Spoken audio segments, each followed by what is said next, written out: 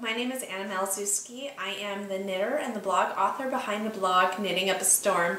This is a knitting, spinning, weaving, and even pattern designing podcast, and this is episode 4. It is Sunday, March 1st, and thank you for joining me. Today I have a lot of things planned. It's mostly spinning today. But I have finished a pattern that was a little bit coming. I started the ribbing a long time ago and I just left it on the needles. So this month, or I should say about a week or two ago, I decided to finally finish up the pattern. I always envisioned for this hat to have a nice cable running on one side of the hat, like for around like one part of your eye, like the left or the right. It doesn't matter which side of the head you wear it, but one main cable panel, and then the rest would be either some texture or stockinette. And I decided, since this cable pattern that I designed would be like sand dunes, it's garter stitch and also twisted stockinette intertwining itself up there. It looked like sand dunes, so I decided to make a stitch that looks like garter, but it's not completely garter. Hello. To be the sand for my sand dunes. Wow, there's no recovery for that one. Anyways, so today I'm going to show you my finished object, which I am talking about now. It's called the Sandu Slouch, and it is now available on PDF on my Ravelry pattern page. So if you feel like nabbing it and making your own, I'd love to see your finished projects or your work in progresses. Make sure you tag yourself to the queue line, or when you work on it, to make sure you put in the pattern info so that I could see your projects along the way. Anyways, so let's move on to work in progresses. I don't have a lot of work in progresses anymore because I finished this hat, but I do have my office socks that I've been working on. I didn't get too much further. Like I said in the last episode, this is a diamond shape garter and stockinette pattern. And I specifically chose the worst colorway or type of colorway that you could choose for something textured, which is striping and heavily variegated. So I wanted to see what these would look like in a colorway that is not really, not approved, but what's the better word for that? Not really suggested. There you go, suggested. The bottom is just a 1x1 ribbing. I don't know if you can see that in this lighting here, but I could see, in natural daylight, I could see the texture to it, so it would definitely have to be photographed during natural daylight. But when the hours get darker, it's hard to see the texture. So you can use yarn like that for this pattern, but it's not going to show up unless you're in natural daylight. Anyways, so that is that. That is the office socks that I was reworking because I'm going to re-release the pattern. Hopefully that will get done in March so that I can start working on other things and not feel guilty about it. I had some... I had people asking me when I would release that pattern, and so I feel a little bit obligated to finish that sooner than later. Okay, so we're on to the spinning segment of this show, and I have done a lot of spinning for me. Like, when I say a lot, I don't mean like skein after skein like some people, because I am still a beginner spinner, but I was actually using my drop spindle. Where did I put that? It's a beautiful drop spindle that I got from, I believe, the Wool Warp and Wheel in Richmond, Illinois. I'm trying to remember the brand of this. I think it was like, it started with a K, Kundert, I'm trying to figure out. The problem is it's labeled on the stick end of this, and all of my yarn is wrapped around it, so I can't figure out what the brand name was, but I absolutely adore this spindle. It is a heavy top spindle, which helps it spin longer, and it spins really evenly. I think it's just really important that this spins for a long time, especially for a beginner, because I'm still trying to figure out the ropes of things. I mean, like when I'm trying to pull out the roving, because some of my roving isn't as combed as neatly as I'd like it to be, because I wasn't really that picky, because I was a beginner. I didn't know anything about spinning, and so I just chose whatever looked pretty, basically. But some of it I'm having a hard time pulling it evenly, so it's nice that this spins for a while. It is having a hard time spinning because it's getting heavier. I don't know if that's the reason, but I think that this hook is bent a little bit. I don't know if it's from me spinning on it recently or when I first got it, but you know, sometimes when it gets too thin and you don't spin it right, it breaks, and then this thing falls on the floor. So it's probably a user error thing. I don't know. I don't think the hook is supposed to be turned slightly. I think it's supposed to be completely even and straight. So I might tweak with that. I might tweak the hook so that it straightens out, but I'm afraid that if I bend it, it might start separating from the wood, and then I'll have to reglue it or worry about having damaged it even more. So okay, so this roving is something that I've been saving for a really long time. It is, I believe, pure alpaca. I could be wrong because there isn't a label for this. I went to one of those fiber fairs. I think it was the Midwest Fiber Fair from like a long time ago, like 5 years ago or something like that. And I think they just have like a big basket full of this stuff, and I just grabbed what I wanted. I decided to finally use my carder. It is the Howard hand carder that I got from, I believe, Stitches Midwest from a few years ago. And so I finally decided to use it. I have to work on my technique, I guess, because I tried carding it like they did on YouTube, because I have to watch YouTube tutorials for this because I don't take classes because I have kids and I can't get out really. But I tried doing it very gentle and having it transfer over, but some of these, even when I reverse it and try putting it on, some of these little fibers are just wanting to stay here on the carder. And I can't figure out why they're not transferring all the way. But I don't know.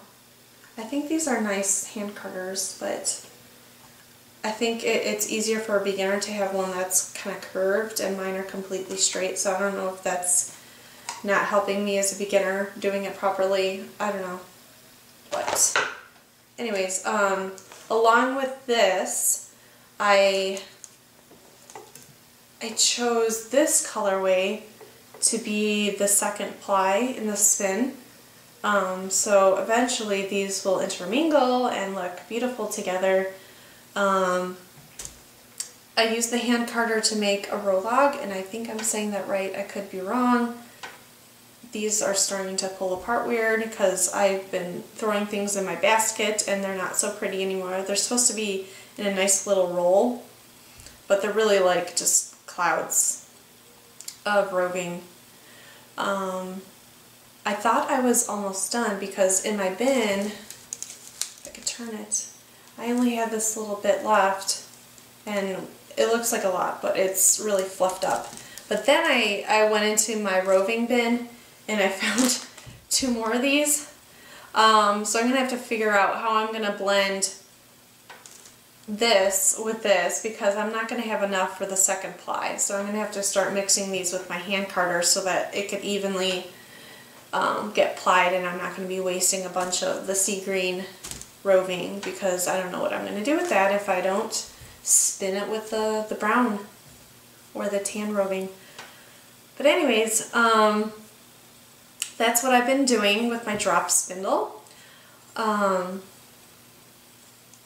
believe that's gotta be more than 8 ounces. It's probably like 10 ounces or more of roving altogether. So because I'm spinning it so fine, it should be at least like a sport weight, maybe a very lightly worsted weight yarn. So I believe I should get enough yarn to do an actual project like a hat or gloves. I've also been spinning with my wheel, my Ashford Elizabeth 2 spinning wheel. I've been spinning these blue yarns for a long time. It feels like forever because I've been spinning it so fine. I thought I was almost done. I got to the point where, sorry, this roping is itching my nose. I got to the point where I couldn't figure out who had more, and I believe it's the one that I just was working on. So I had to buy a food scale, and I went to Target, and luckily it was on sale. But the thing about going to Target is that you come in for one object or food item, and you come out with a $100 bill because you buy other things. So I was too cheap to go to Bed Bath & Beyond because I didn't have a coupon, and I have like 40 coupons, so I didn't want to go to Bed Bath & Beyond because it felt wrong. So I was going to Target, and I was hoping that it was going to be on sale, and it was, for like $1 off. Not much. But I don't know if you can see it, but there's a glass top here, and it goes up to 11 pounds, which should be more than enough. I don't see myself ever needing the 11 pounds, but I haven't even used it, so let's figure out how many grams. Oh, my nose is really itching.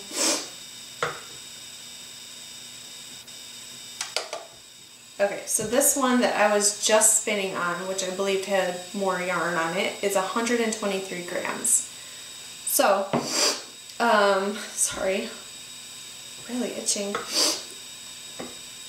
This one is 114 grams, so I was right. So now, I thought, where did I put it? I thought I only had this much roving left. So I was just gonna pretty much finish it up on the one that didn't have enough. But then when I was searching for the roving to show you my nice alpaca skeins and the company that this roving belonged to, I found this much more. I thought it was done, which is good because, you know, I'll have more yarn, but oh my gosh, what am I going to do? These things are pretty full already. And if you can see this is scary. It started wrapping itself around the rim of the other side and was threatening to fall off. So I'm just going to have to even these out, and then what fell was my Lazy Susan that is now falling apart. I have 2 more bobbins, so if I could finish this, which I completed a long time ago but haven't done anything with it because I was planning on plying it with some other colorway because I don't have any more roving for this color. I'm going to have to do something with this to take this off. And I believe that's Merino. And then I have this little bit of yarn spun that I don't know what to do with because I ran out of the second bobbin because I did not measure this. I did not weigh it like I should have. And I already spun up this. So I'm trying to figure out, is it even worth it to try to double ply this? I don't even know how many yards I would get, but I guess if I make something out of this, it's only 98 yards, it's not a lot. I could just do a really tiny mini skein and just have a little bit more yarn for this, I guess, but I'm going to have to figure out how to Navajo ply or something that I could ply by just using one bobbin. Like I said, I'm a beginner. I haven't taken any classes. What I know is from a book that I have, and a little bit of YouTube searching. But this, I don't know if you see this, this is really pretty. I just love all the colors. And it's a worsted, it's more than worsted. After soaking this really plumed into like a light bulky.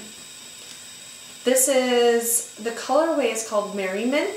It is fine merino. It is 2-ply, like I said, hand spun by me. I could see this being a hat if I could get more yards out of it. What can you do with about 100 yards? I'm guessing this would be probably about 15 more yards when I double ply this. I don't know. So I've been saving it because I don't know what to do with it, but it is eye candy, so it's pretty hanging up on my my board. I still have to show you guys my board. My husband, I asked my husband to make, you know, one of those tool boards where it has the holes and you put the hooks in. Oh my gosh, this hair is bothering me. I had him set up a large rectangle in my spare bedroom, which is our office/craft room. I like to consider it just our craft room, but it is the office/craft room. And on that pegboard are long hooks, and I have put all of my skeins on it, so it looks like a yarn shop. So I pretty much have my own yarn shop. It kind of keeps me from buying more yarn because I'm like, look at how much yarn I have, it's just all hanging here. And then everything that isn't really skeined or isn't deemed worthy to be up there because some of it's not natural fiber is in one of those bookshelves that you have the drawers, the cloth drawers. So that is my yarn shop for now. I haven't told you guys that, maybe I have on my blog, but you know, I have secret fantasies of having a yarn shop one day, and I have a complete vision of what it would be like. Although I couldn't say the name of it because I know it would get stolen one day, or it probably is used up right now. But it would have a very eclectic feel. I could picture like the decorations, which I don't want to say because if I ever do have one, I don't want someone having my idea for years. Not to say that you're going to open up a yarn shop, but this is on YouTube for everyone to see. But it would also have coffee and like scones and muffins and stuff. So I don't know. Sometimes I think about that. I am in the music industry, but you know, I still have this knitter side of me that kind of thinks about opening up a yarn business. Anyways, I'm getting off track. So this pretty roving that I've been spinning up has some blue, black, pink. I don't know if I could catch it. I can't see. But it also has a little bit of green in it. And it's from the company A Little Barn exclusive. The Little Barn, www.littlebarninc.com. I got this at a fiber fair, and among, well, that skein plus these other skeins. I think I bought 4 of them total because I have this pink colorway, I have a different blue colorway, and a pink, like a fuchsia pink, black, or is it gray? Like a darker gray. I don't know. It's like this fuchsia and dark gray skeins. So they're kind of different in their own ways. So I like the yarn. It spins very soft. It is 100% fine merino, and they're 8-ounce packs. So if they end up being sport weight yarn, I should be getting, because I'm going to double ply them, I should be getting, I don't know, 200 to 300 yards. I don't know. Enough for a hat, at least, or more. So this lazy Susan has seen better days. Yeah, I totally knocked off the end of it at the beginning of the podcast, and it's somewhere on the floor. So anyways, I need to get the yarn off these bobbins so that I could spin more of the blue, because I think that's too much roving to fit on these little bobbins. I kind of need one of those jumbo flyers so that I could do all this in one take. Okay, so that is the end of our spinning segment.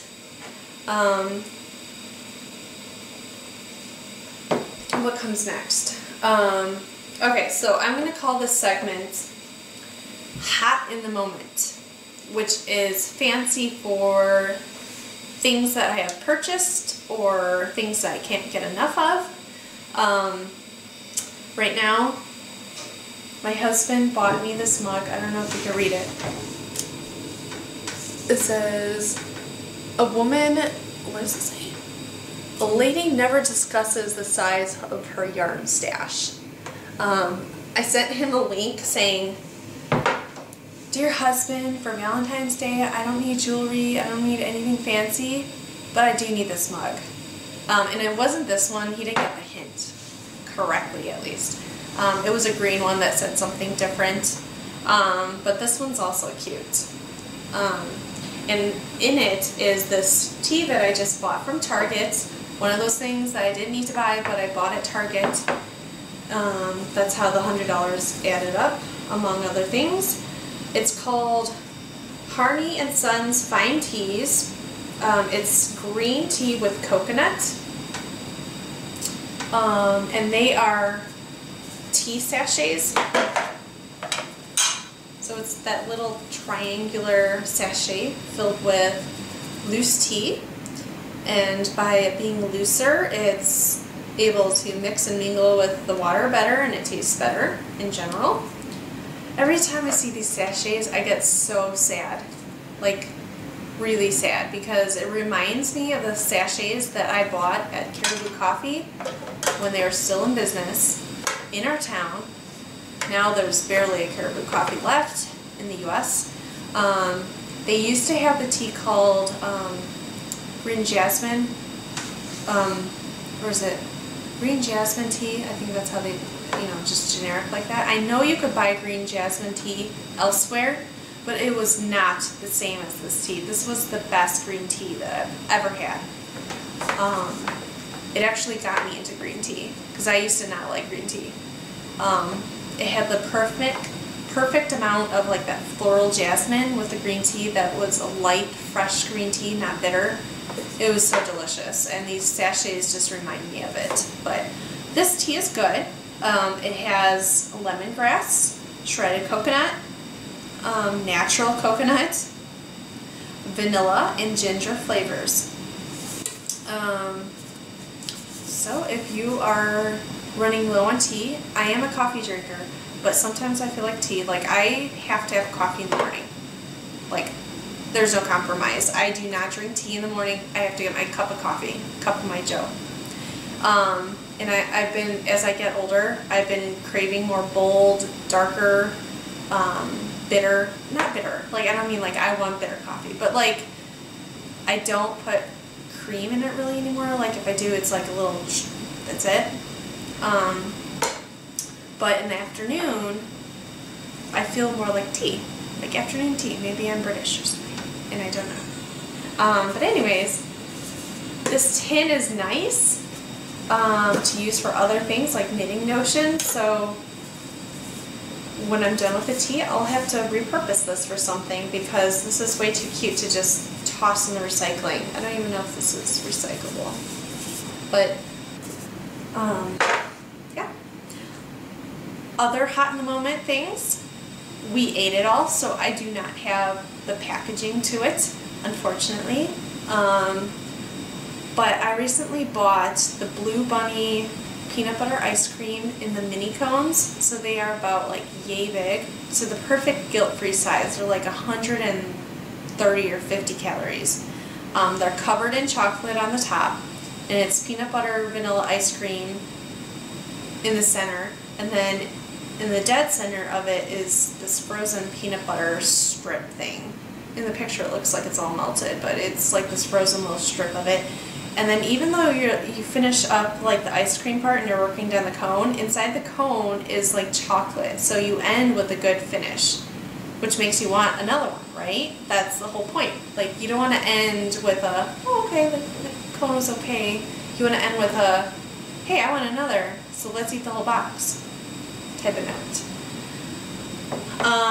Okay, news for myself. I have not figured out a name for this segment yet, so as I announced on my blog, I'm trying to name these segments more so it's more organized and my thoughts are more cohesive because everything's flowing a certain way.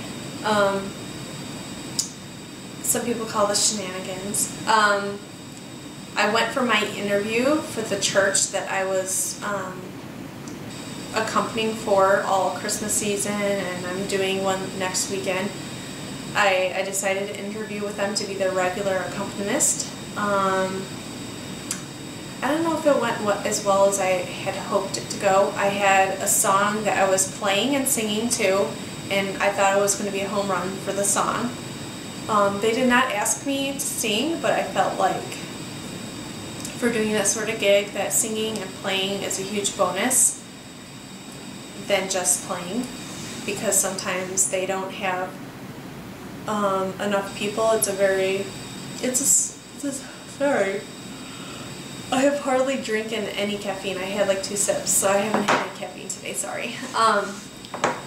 They have a very small congregation of people, so, and sometimes, like during the morning service, there isn't really anyone to sing. There's like one cantor, but, so I felt like it was a bonus to show that I could sing and play so that there's more, I don't know, singers.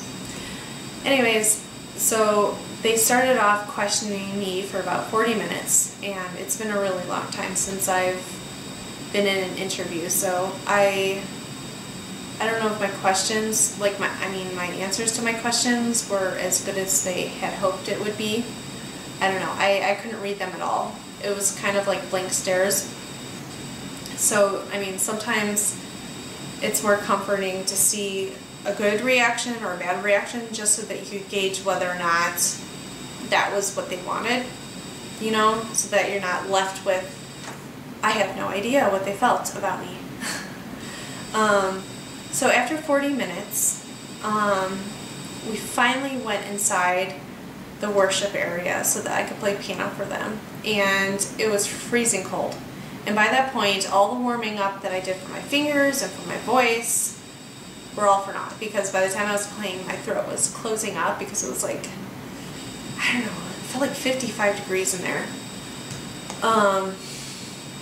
So I don't know, that was really disappointing. And so this week has been kind of challenging for me emotionally between that and losing another student. It's just felt like a bunch of failures mentally for me. So I've been doing a lot of spinning during the daytime in my bedroom because it's one of the most sunny places during this time of day when my boys nap. And so I felt like it was more therapy trying to spin and do that during that time. But that is pretty much it for what's happening for me. I mean, it's supposed to be warming up soon, so I hope to get outside. I've been taking my boys to an open gymnastics time at a local place, so that is something that we enjoy doing nowadays, once a week. And we've been going to the Fit Nation, which is our exercise facility, more regularly. So they've been going to the childcare, and then when there's open swim time, I'll take them, and so they're learning to swim a little bit more. Jake actually learned to swim by himself with a life vest, so that's pretty exciting. That's pretty much it. So I hope you guys enjoy your week. Next week I hope to podcast again. I hope to keep this once a week. Hopefully those socks are closer to completion, and that I have finished the blue, at least the blue skein of yarn. And if I am closer to finishing those socks, I will start the cowl that I've been thinking of designing, and I will check back with you later. Let me know if you have enjoyed this, and check out my blog, Knitting Up a Storm.